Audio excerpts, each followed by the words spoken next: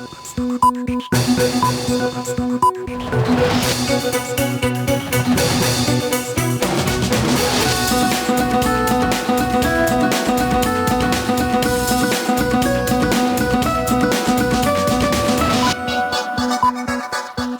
স্বাগত মাছরাঙা সংবাদে। আপনাদের সঙ্গে আছি আমি সুমাইয়া সাজ্জাদ। সরকার সময়মতো ও বিশ্বাসযোগ্য নির্বাচন আয়োজনের জন্য অঙ্গীকারবদ্ধ বলে উল্লেখ করেছেন প্রধান উপদেষ্টা অধ্যাপক ডক্টর মোহাম্মদ ইউনূস। তিনি বলেছেন, আগামী ফেব্রুয়ারিতে পবিত্র রমজানের আগেই নির্বাচন অনুষ্ঠিত হবে। এরপর তিনি তার আগের কাজে ফিরে যাবেন। গত সন্ধ্যায় ভিডিও ফোন কলে আন্তর্জাতিক মুদ্রা তহবিল IMF এর ব্যবস্থাপনা পরিচালক ক্রিস্টালিনা জর্জিয়েভাকে এসব কথা জানিয়েছেন প্রধান উপদেষ্টা। তারা বাংলাদেশের চলমান অর্থনৈতিক সংস্কার, আঞ্চলিক পরিস্থিতি ও আগামী ফেব্রুয়ারিতে সাধারণ নির্বাচনের পূর্ববর্তী চ্যালেঞ্জ নিয়ে আলোচনা করেন। এ সময় প্রধান উপদেষ্টার নেতৃত্বের প্রশংসা করেন IMF কর্মকর্তা। আলোচনাকালে অর্থ উপদেষ্টা সালেউদ্দিন আহমেদ এবং অর্থ সচিব খায়রুজ্জামান মজুমদার উপস্থিত ছিলেন। জুলাই সনদের সংবিধান সম্পর্কিত প্রস্তাবগুলো বাস্তবায়নের পদ্ধতি নিয়ে আজ আবার রাজনৈতিক দলগুলোর সঙ্গে আলোচনায় বসবে জাতীয় ঐকমত্য কমিশন। রাজধানীর ফরেন সার্ভিস একাডেমির দোয়েল হলে কিছুক্ষণের মধ্যে এই আলোচনা শুরু হওয়ার কথা। এর আগে সনদ বাস্তবায়নের উপায় নিয়ে দলগুলোর সঙ্গে অনানুষ্ঠানিক বৈঠক করেছিল কমিশন। মতৈক্য না হওয়ায় কমিশন বৃহস্পতিবার থেকে 30টি দলের সঙ্গে আনুষ্ঠানিক আলোচনা শুরু করে। জুলাই আগস্টের মানবতা বিরোধী অপরাধের মামলায় আন্তর্জাতিক অপরাধ ট্রাইব্যুনাল 1-এ শেখ হাসিনা, আসাদুজ্জামান খান কামাল, চৌধুরী আবদুল্লাহ আল মামুনের বিরুদ্ধে সাক্ষ্য গ্রহণ চলছে। আজ তৃতীয় দিনের মতো সাক্ষ্য জেরা পর্বে অংশ নিয়েছেন আমার দেশ পত্রিকার সম্পাদক মাহমুদুর রহমান। বিচারপতি গোলাম মর্তুজা মজুমদারের নেতৃত্বাধীন ট্রাইব্যুনালে মাহমুদুর রহমানের জেরা শেষ হলে সাক্ষ্য দেওয়ার কথা রয়েছে জুলাই আগস্টের অন্যতম প্রধান সমন্বয়ক এবং এনসিপির আহ্বায়ক নাহিদ ইসলাম। এর আগে 2 দিনের সাক্ষ্যে মাহমুদুর রহমান আওয়ামী লীগের শাসন আমলের নানা প্রেক্ষাপট বর্ণনা করেন। এদিকে ট্রাইব্যুনাল 2-এ আশুলিয়ার হত্যা ও মরদেহ পোড়ানোর মামলায় দ্বিতীয় দিনের মতো সাক্ষ্য গ্রহণ ও জেরা চলছে। ওই মামলায় গ্রেফতার 8 আসামিকে ট্রাইব্যুনালে হাজির করা হয়েছে। সাভারের সাবেক এমপি সাইফুল ইসলাম, ডিআইজি নুরুল ইসলাম সহ ওই মামলার 8 আসামি পলাতক রয়েছে। চট্টগ্রামের চন্দনাইশ ও সাতকানিয়া উপজেলার সীমান্তবর্তী চরপাড়া এলাকায় গ্যাস সিলিন্ডারের গুদামে বিস্ফোরণে আগুন লেগে অন্তত 10 জন দগ্ধ হয়েছেন। আজ সকালে এ দুর্ঘটনা ঘটে। দগ্ধ সবাইকে চট্টগ্রাম মেডিকেল কলেজ হাসপাতালের বার্ন অ্যান্ড প্লাস্টিক সার্জারি ইউনিটে ভর্তি করা হয়েছে।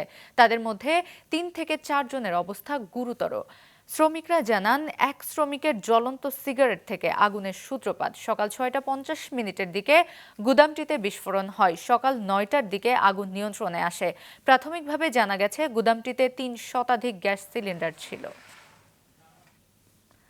চট্টগ্রামের কাস্টমস হাউসে ঘুষ গ্রহণের টাকা সহ হাতে নাতে এক সহকারী রাজস্ব কর্মকর্তাকে আটক করেছে দুদক।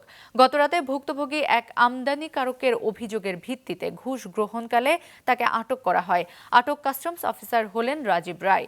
তিনি ARO হিসেবে চট্টগ্রাম কাস্টমসে কর্মরত আছেন। দুদক চট্টগ্রাম জেলা কার্যালয়ের সহকারী পরিচালক সায়েদ আলম জানান, ঢাকার প্লাস্টিক পণ্যের এক আমদানিকারকের করা অভিযোগের ভিত্তিতে সন্ধ্যায় অভিযান পরিচালনা করে দুদক। সকল কাগজপত্র ঠিক থাকা সত্ত্বেও আমদানি করা পণ্য ছাড় নিতে ঘুষ দাবি করেন ওই অফিসার।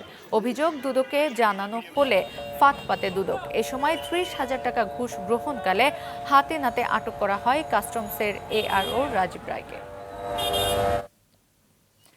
চট্টগ্রাম বিশ্ববিদ্যালয়ের চাকসু নির্বাচনের মনোনয়নপত্র জমাদানের শেষ দিন আজ। সকাল থেকে আনন্দঘন পরিবেশে চলছে মনোনয়ন ফর্ম গ্রহণ। চাকসু নির্বাচন কমিশন জানায়, আজ এখন পর্যন্ত চাকসু ও হল সংসদ মিলে প্রায় 30 জনের মতো মনোনয়ন ফর্ম জমা দিয়েছে প্রার্থীরা। এর আগে গত দিনে মনোনয়ন ফর্ম জমা দিয়েছে আরও 20 জন। এছাড়া আজ যেহেতু ফর্ম জমাদানের শেষ দিন, তাই 3:30 পর্যন্ত নির্ধারণ করা থাকলেও যতক্ষণ পর্যন্ত মনোনয়ন ফর্ম জমা দেওয়া শেষ না হবে ততক্ষণ পর্যন্ত জমা নেওয়া হবে বলেও জানিয়েছে নির্বাচন কমিশন।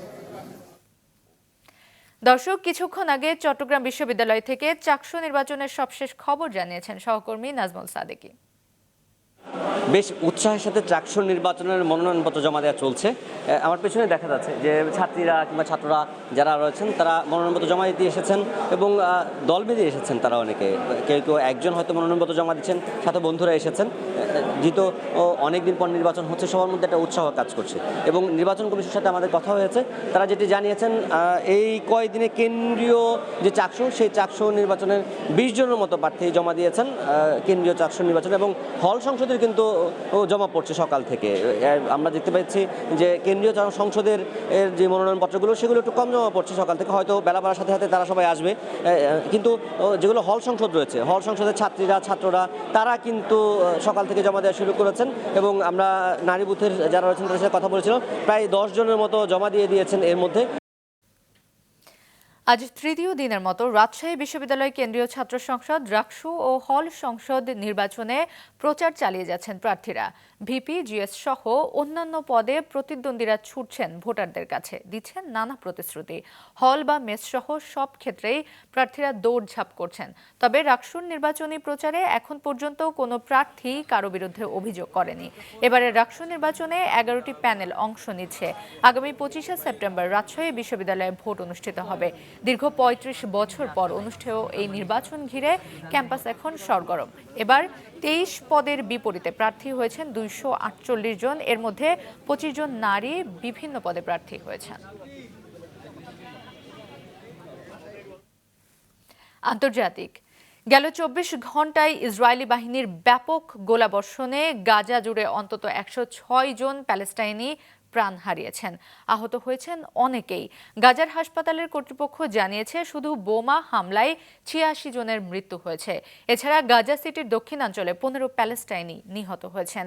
ইসরায়েলি সেনারা গাজা শহর দখলের উদ্দেশ্যে অভিযানে প্রায় 10 লাখ প্যালেস্টাইনির বাড়ি ঘর ছাড়তে বাধ্য হয়েছে।